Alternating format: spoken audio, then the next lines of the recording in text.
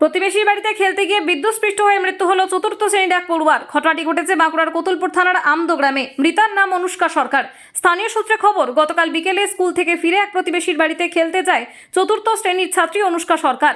ওই বাড়িতে অন্যান্য কয়েকজন শিশুর সঙ্গে খেলার সময় আচমকায় জানলার সানশেডের কাছে বিপজ্জনকভাবে ঝুলে থাকা তারে বিদ্যুৎস্পৃষ্ট হয় অনুষ্কা।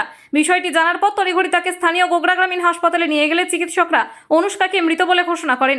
এরপর কতুলপুর থানার পুলিশ দেহ উদ্ধার করে ময়না তদন্তের জন্য বিষ্ণুপুর জেলা হাসপাতালে পাঠায়। মৃতার পরিবারের অভিযোগ, বিদ্যুৎস্পৃষ্ট হওয়ার পর নিজের পরিবারের শিশুদের বাঁচানোর চেষ্টা হলেও অনুষ্কাকে বাঁচানোর উদ্যোগ নেয়নি প্রতিবেশী। সময় মতো তাকে উদ্ধার করা হলে ওই শিশুর এমন মর্মান্তিক পরিণতি হতো না বলেই দাবি পরিবারের। বাড়ি আসতে আসতে একটা শিব মন্দিরে ওরা দাঁড়িয়ে থাকে। দাঁড়িয়ে থাকার পর একদম তাপস রায়ের বাড়িতে ডেকে নিয়ে যায় মেয়ে ছেলে দুটোকে। ছেলে দুটো ডেকে নিয়ে জানার পর ওরা ওপরে 440 লাইন একদম সানসেটের সঙ্গে ঝুলছে এবং পুরো হুকিং চলছে। সেই হুকিংয়ে হাত পড়েছে 440 লাইনে হাত।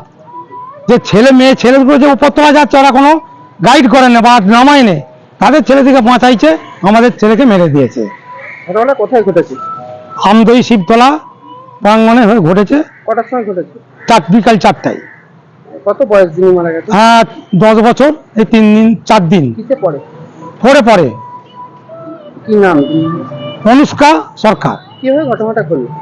ওই তো স্কুল থেকে ঘরে এসে পড়ে দাঁড়িয়েছে, ওরা ওপর ঘরকে দিয়ে গেছে, নিয়ে ঘরে ওরা খেলতে খেলতে ওরা ওপরতলা চলে গেছে।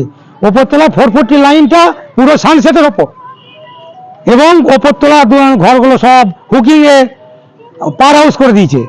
দিয়ে আবার ছেলের মন খেলতে খেলতে সানসেটের গাছে হাতটা সানসেটের উপর পড়ে গেছে। যেই পড়ে গেছে জানলা সানসেটে, তখনই পুরো বাঁ হাতটাকে পুড়িয়ে দিয়েছে।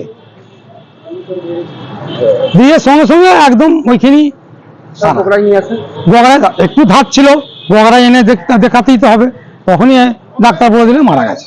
আপনার নাম? অনুপ সরকার। আপনি ওনার দাদু।